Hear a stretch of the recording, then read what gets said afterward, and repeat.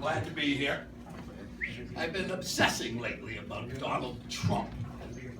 And I picture him doing his U.S. Census form.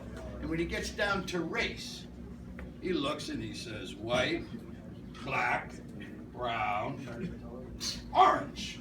And he checks that. And if Trump finds out that orange is the new black, he's gonna have to change colors. Screw.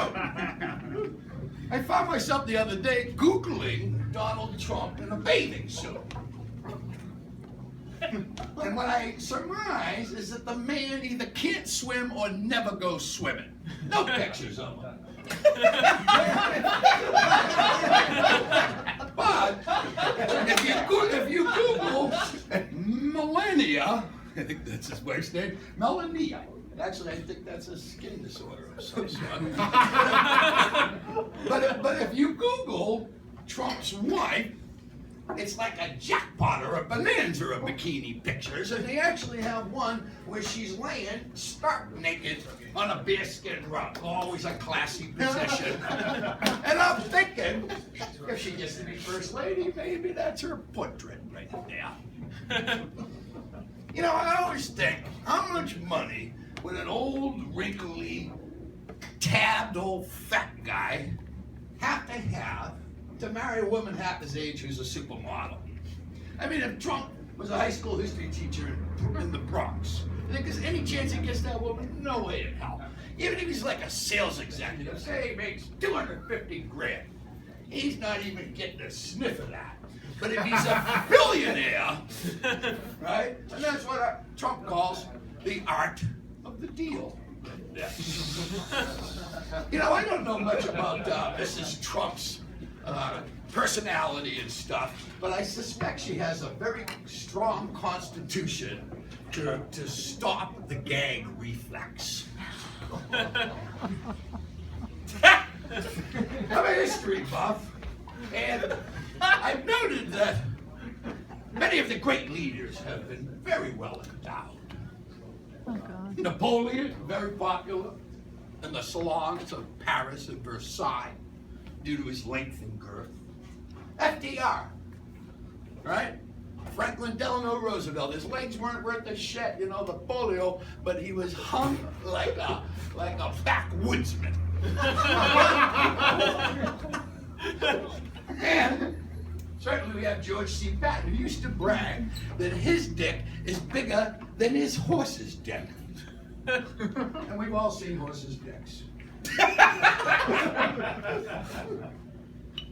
So I'm thinking for this presidential election, we should have a litmus test. You know, how are the guys hung? Right? You know, because really no one wants the leader of the free world to be a man with a little dick. It's just not right. And I think in that contest, if we have the presidential contestants, and we're checking out how well endowed they are, certainly the front runner would have to be Dr. Carson. Right? He's a black guy. He's in front. Yeah, he's leading. And then pulling up the rear would have to be Marco Rubio. Right? Because everybody knows he's a little weenie. You know, contrary to public opinion, I do not believe that Hillary Clinton has a penis.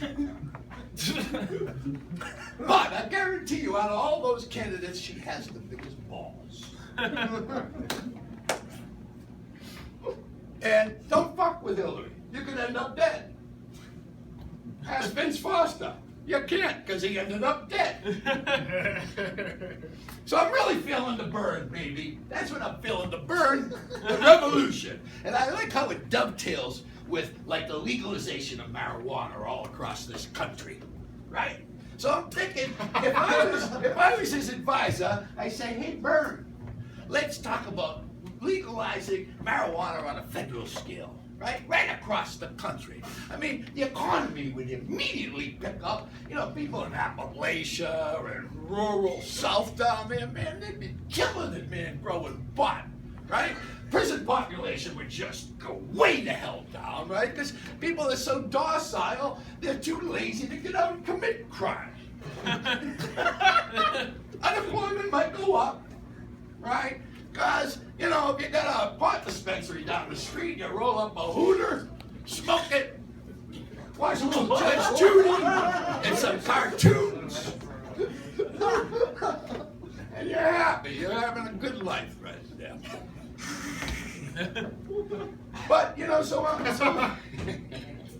lost my thought for a second there. But, so anyway, so I'm really thinking, you know, if Bernie comes out with this new strategy, right? It's feel the burn, and we can kind of transition into feel the burn the weed. And I think it'll be a hell of a campaign slogan. I hope everybody gets out there and votes. I don't care who you vote for, but throw the fucking bums out. Whoa! Thank you. Yeah. Thank you, buddy. Thanks, noise for Mark McCaffrey. Roll a hooter. I've never heard that before. That's amazing. I'm using that till the fucking day I die. That's fantastic. I'm gonna go do that. I'm gonna roll a hooter. It's gonna be fucking great, guys. I don't even care. Going to this next comic, my co-host Brandon Kirkman's gonna take over. He's